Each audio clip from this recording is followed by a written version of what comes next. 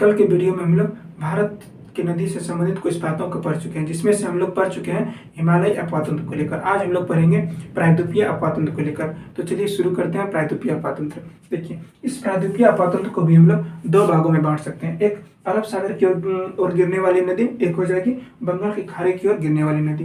तो हम लोग पहले पढ़ लेते हैं अरब सागर की ओर बहने वाली नदियों को। देखिए, ये हमारा हो गया अमरकंटक। इस अमरकंटक से तीन नदी निकलती है। एक पश्चिम की ओर जाती है जिसे हम लोग नर्मदा नदी के नाम से जानते हैं, एक उत्तर की ओर जाती है जिसे हम लोग सोन नदी के नाम से जानते हैं, एक आती है, देखिए ये होगी हमारा महानदी।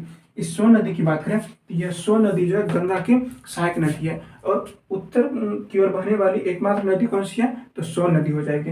हम लोग बात करते हैं नर्मदा नदी को लेकर। यदि नर्मदा नदी की लंबाई की बात करें तो इसकी लंबाई है 1312 किलोमीटर नर्मदा नदी की कुल लंबाई है। और नर्मदा नदी के उत्तर में एक पर्वत श्रेणी स्थित है जिसे हम लोग विंध्याचल पर्वत के नाम से जानते हैं। किस नाम से जानते हैं? विंध्याचल पर्वत के नाम से। और नर्मदा नदी के दक्षिण में एक पर्वत श्रेणी है जिसे हम लोग सतपुड़ा पर्वत श्रेणी के नाम से जानते हैं।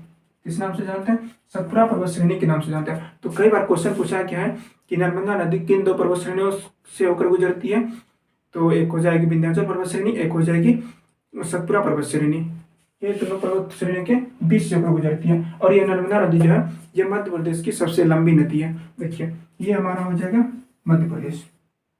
इस मध्य प्रदेश के दक्षिण के भाग से नर्मदा नदी गुजरती है, और इस दक्षिण भाग के अधिकतर भूमि को जो है ये नर्मदा नदी सिंचित करती है। इसीलिए इस नर्मदा नदी को मध्य प्रदेश की जीवन रेखा के नाम से भी जाना जाता है। क्या कहा जाता है? मध्य प्रदेश की जीवन रेखा के नाम से जाना जाता है। अब हम लोग अन्य नदी की बात करते हैं। तो एक नदी है जो सतपुड़ा की श्रेणी से निकलती है, उसका नाम है तापी नदी, या तापी नदी, या फिर इसी को हम लोग ताप्ती नदी के नाम से जानते हैं। इस नदी की लंबाई की बात करें तो इस नदी की लंबाई है 724 किलोमीटर।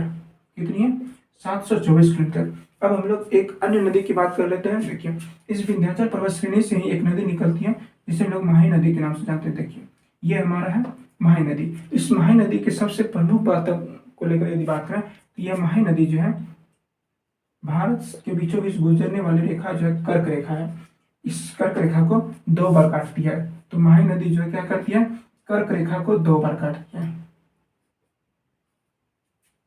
तो पूछा जाएगा भारत की ऐसी कौन सी नदी है जो कर्क रेखा को दो बार काटती है, तो माही नदी हो जाएगी। इस माही नदी के ही बगल से एक और नदी निकलती है जिसे हम लोग साबरमती नदी के नाम से जानते हैं। ये साबरमती नदी कहाँ से गुजरती है, निकलती है? ये निकलती है अरावली के पर्वत श्रेणी से। यह अरावली पर्वत श्रेणी जो है यह विश्व की सबसे प्राचीन पर्वत श्रेणियों में सम्मिलित है। इस अरावली पर्वत श्रेणी के देखिए दक्षिणी भाग से निकलती है साबरमती नदी, और इसी साबरमती नदी के किनारे गुजरात का सबसे बड़ा शहर अहमदाबाद स्थित है। तो पूछा जाएगा अहमदाबाद किस नदी के किनारे स्थित है, तो साबरमती नदी के किनारे स्थित है। और इसी अरावली पर्वत श्रेणी से एक नदी निकलती है जिसे हम लोग लूनी नदी के नाम से जानते हैं। ये हो गया हमारा लूनी नदी। इस लूनी नदी की विशेषता यह है कि देखिए, कोई भी नदी जो होती है ना वो किसी न किसी नदी में जाके मिलती है, और वह नदी किसी न किसी तरह से किसी सागर से कनेक्ट होती है। लेकिन ये लूनी नदी जो है यह किसी भी नदी से नहीं मिलती है, ना ही किसी सागर से मिलती है।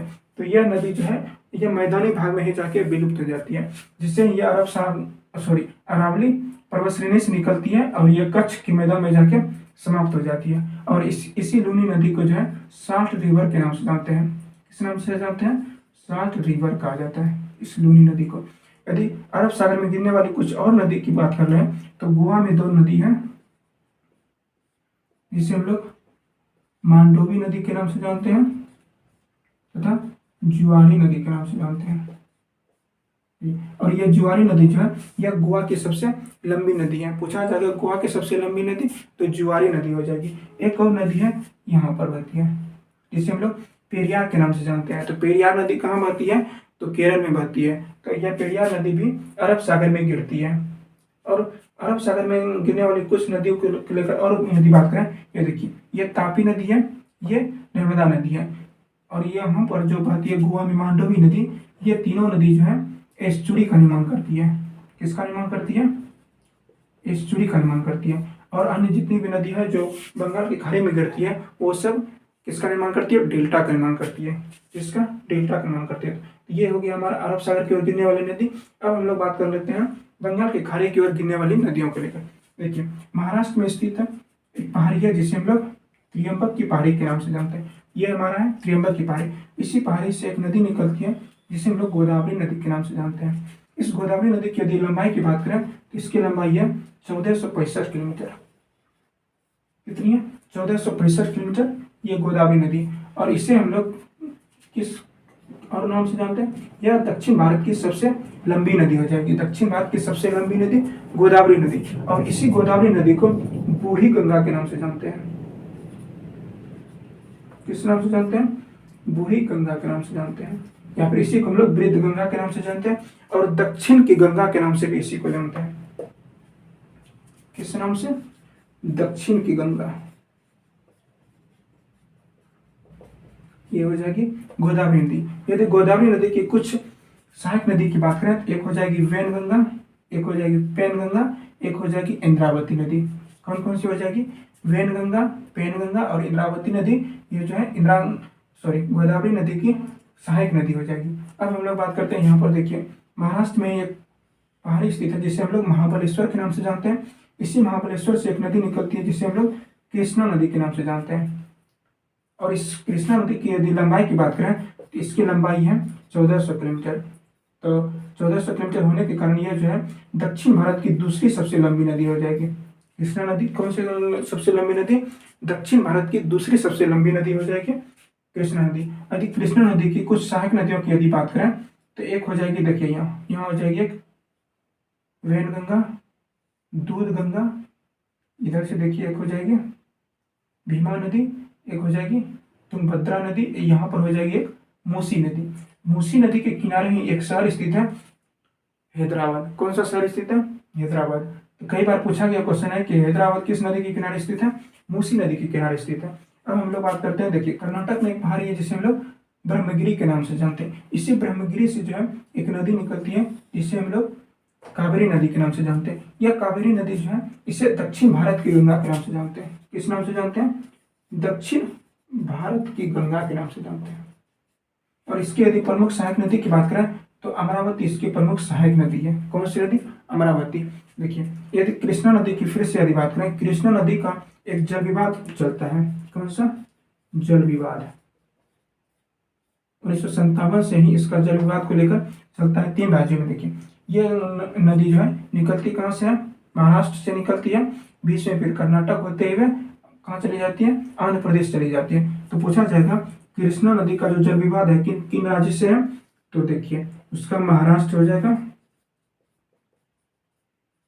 महाराष्ट्र, कर्नाटक तथा आंध्र प्रदेश हो जाएगा।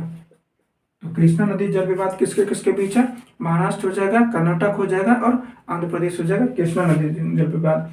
और यदि कावेरी जल विवाद को देखा जाए तो यह हो जाएगा कावेरी जल विवाद कर्नाटक से निकलती है और जाके तमिलनाडु में गिरती है।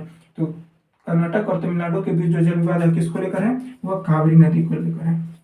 कावेरी नदी को लेकर एक और यदि बात याद रखिएगा तो भारत की जो लौटती मानसून है, ठीक, जो लौटती मानसून है जिसे हम लोग उत्तर पूर्वी मानसून के नाम से जानते हैं।